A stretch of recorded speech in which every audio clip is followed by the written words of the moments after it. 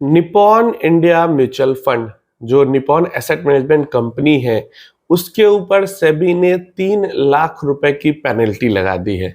अब पेनल्टी क्यों लगाई है, मैंने पहली बार ऐसी चीज दिखी है एंड ऐसा भी कोई रेगुलेशन है सेबी का, ये मुझे जानने को मिला है। यहाँ पे ऐसा पता चला है कि Nippon India asset management company अपने 3-4 ईटीएफ्स जो एक्सचेंज ट्रेडेड फंड्स होते हैं उन ईटीएफ्स के अंदर में जो एक्सपेंस रेशियो चार्ज कर रही थी, ऐसा नहीं कि वो एक्सपेंस रेशियो ज्यादा चार्ज कर रही थी, इसका उल्टा है, बल्कि वो एक्सपेंस रेशियो कम चार्ज कर रही थी। मतलब उस स्कीम को रन करने के लिए, उस ईटीएफ को रन करने के लिए, चलाने के लिए जो खर्च लग रहा था कंपनी का, उससे कम खर्च वो इन्वेस्टर से चार्ज कर रही थी। अब सेबी का ये भी रेगुलेशन है कि आप कम एक्सपेंस रेशियो चार्ज नहीं कर सकते। आप कम एक्सपेंस रेशियो क्यों चार्ज कर रहे थे और उसको अपने बुक्स में क्यों दिखा रहे थे, इसी चीज को लेकर Nippon India asset management company के ऊपर 3 लाख रुपए की पेनल्टी लगा दी गई है।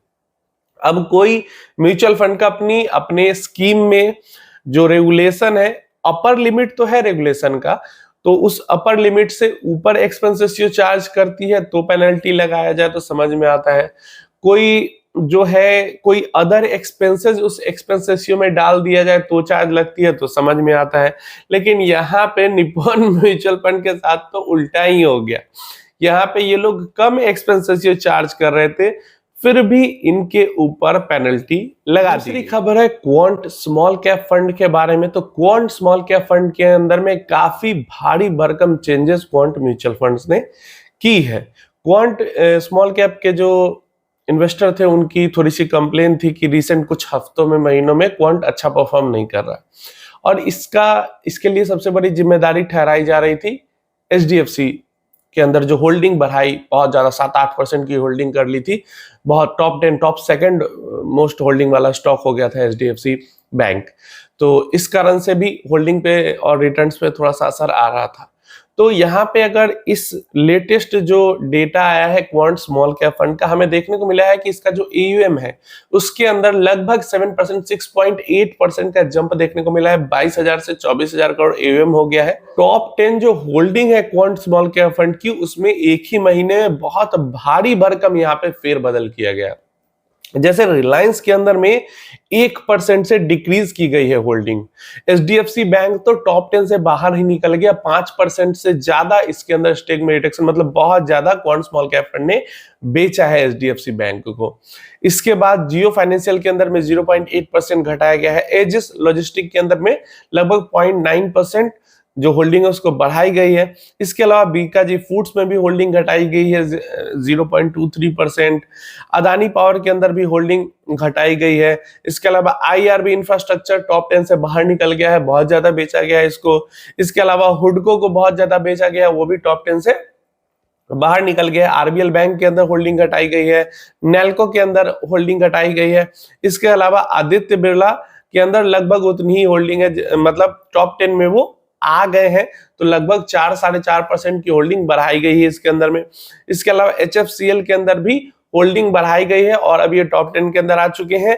और सन टीवी के अंदर भी होल्डिंग बढ़ाई गई है और इन सब के अंदर 3-4% की होल्डिंग ली गई है और ये सब टॉप 10 के अंदर आ चुके हैं। जैसा कि हमें देखने को मिला है कि पीएसयू स्टॉक्स के अंदर से क्वांट काफी ज्यादा अपने आप को निकाल लिया है क्वांट ने, और पीएसयू सारे स्टॉक्स के अंदर से होल्डिंग ना के बराबर कर ली है।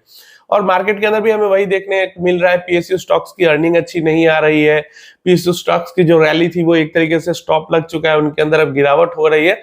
तो क्योंकि अब साइकिल रोटेट हो रहा है, इस कारण से क्वांट स्मॉल कैप फंड ने भी अपने आप को रोटेट कर लिया, और इस तरीके की रोटेशन हमें क्वांट के फंड के अंदर ही देखने को मिलती है।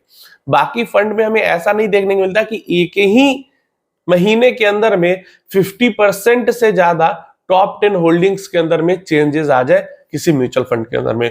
और लगभग 25,000 करोड़ के एयूएम पे बैठी हुई है क्वांट स्मॉल कैप फंड, फिर भी इतनी फ्रीक्वेंटली, इतनी तेजी से कैसे अपनी पोजीशन चेंज कर लेती है, ये सच में बहुत मतलब आश्चर्य करने वाली बात है कि इतनी बड़ी एयूएम को इस तरीके से रोटेट करना, मैनेज करना बहुत अच्छी बात है। तो ये दो बड़ी न्यूज थी जहां पे निप्पॉन के ऊपर 3 लाख का फाइन लगा दिया गया है एक्सपेंस रेशियो चार्ज करने के लिए, और क्वांट ने 50% से ज्यादा अपनी टॉप 10 जो होल्डिंग्स थी उसके अंदर भयंकर वाली चेंज कर ली। अब देखते हैं आगे ये रफ्तार पकड़ पाती है या नहीं पकड़ पाती है। आप अपनी राय जरूर देना है। आपने किसी और म्यूचुअल फंड में देखा है इस तरीके का इतनी जल्दी एक ही महीने में इतना ज्यादा होल्डिंग में चेंजेस? तो कमेंट में जरूर बताना कि कौन सी ऐसी स्कीम है और है जो ये करती है।